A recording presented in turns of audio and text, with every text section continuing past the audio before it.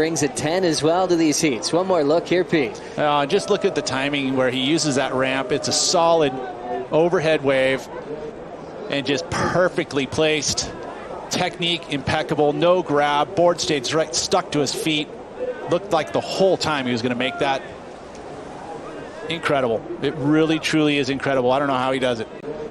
And just perfectly placed. Technique impeccable, no grab. Board stayed right, stuck to his feet. Looked like the whole time he was going to make that. Looks like there's some lumps coming. Let's see if this can turn into anything for Carissa Moore. One last chance. Looks like she's taking a paddle. Carissa Moore looking for a 6-4-1. Has something to work with here. Big opening snap. And another. Wow. Hangs on. Carissa Moore. A rare claim from our girl. She. Take a look back at one of the highest single wave scores of the entire event. A 9.5 at the exact moment she needed it. Leave it to Carissa Moore to do exactly what she needs to do. Yeah, a lot. Just the surfing, the power, the extension through the turns. And then the speed, the power that he was able to do, especially that last move where he really punched it into the lip. He wasn't scared to put everything into it. As he got a little chip into this section, backside full rotation for Sammy Pupo. Watch out for this kid, man. I feel like he is. It wasn't an easy takeoff. Gets the wedge though, and yeah, you're right. It goes in. Look at this section here, punches it all the way around, and the landing out down in the transition of the wave. Wouldn't say it totally into the flats, and that's actually probably a really good place to land. You get a little transition and land that tail down, so it's not a very hard landing all the way around in the spin. Didn't quite have the amplitude, I guess, but the way you pull those moves off, a lot of times you got to punch it out towards the beach in order to get the rotation and stay in the wave. A lot of times you can do a flyway, but look at that, just lands right on that little cushion of white water and transition of the wave. Now Caio activating, pumping into the tube, could have an exit, driving, and somehow, miraculously, comes out of nowhere. A Sakurema surprise from Caio Ibelli.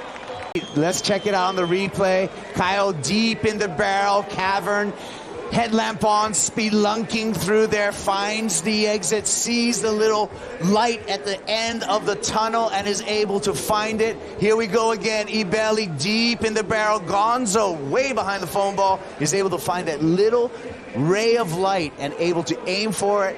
Gets the exit.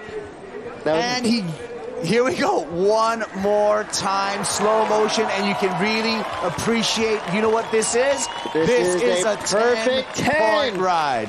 Caio Ibelli, a rare, perfect 10 in front of this raucous Brazilian crowd. They're loving it, we're loving it, the judges loving it, nice and clean across the board. All 5 of our judges throwing out that perfect number. Jordy Smith with his attention to this wave, looking down the line, and Smith decides to pull back and maintain his priority over Felipe Toledo in the barrel, catches the corner there, launches a big straight air, lands it in the flats, back up into the lip.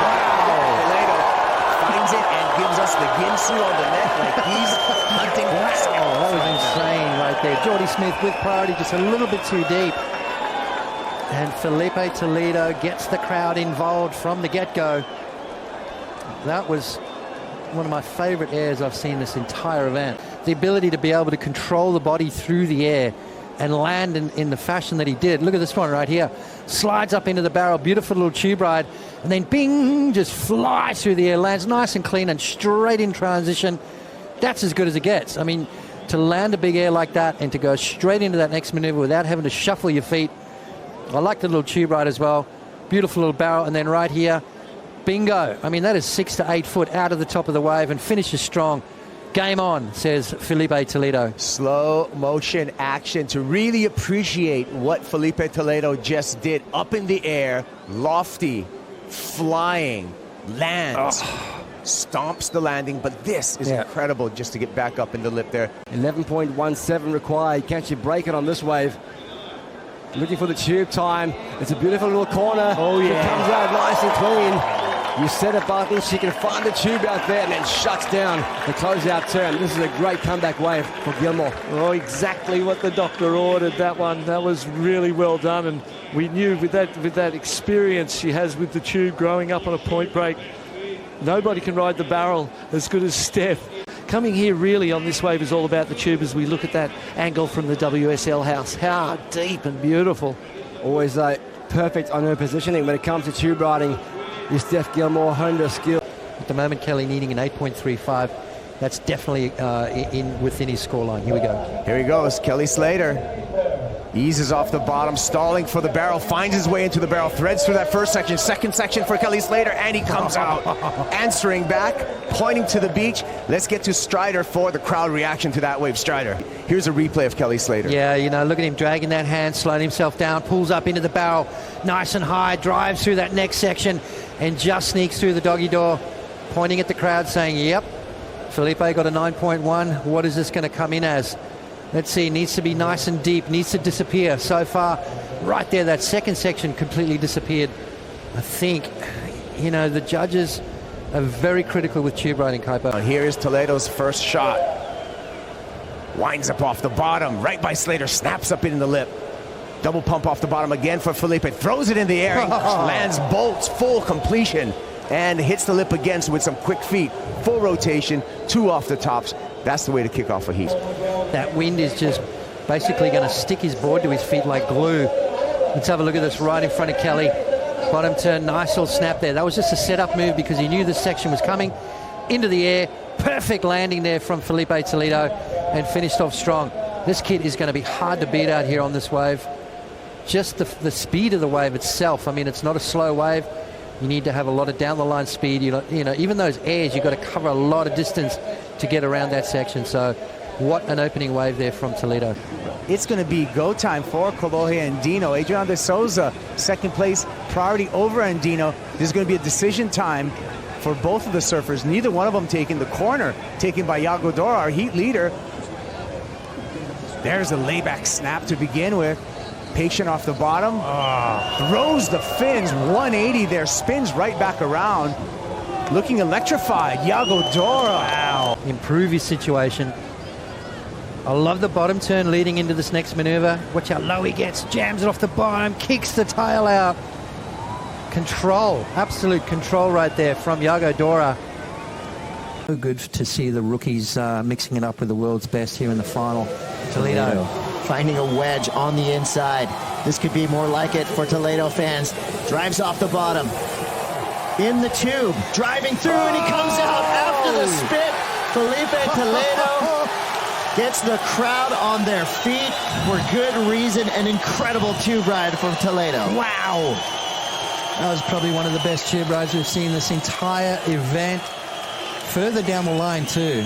You know, he wasn't all the way back up on the peak where Wade Carmichael was. Look at the crowd. The crowd, we're with you, sir, fans. Losing it right now. He is potentially, you know, feeling frustrated from the beginning of this heat with what could be a score in that excellent, if not perfect range. Yeah, oh my goodness. I mean, look, he could see, he knew something was going to happen. Now he drives through the section. I mean, that was about as deep as you could humanly get, and then sneaks out the end, covered up again, and comes out.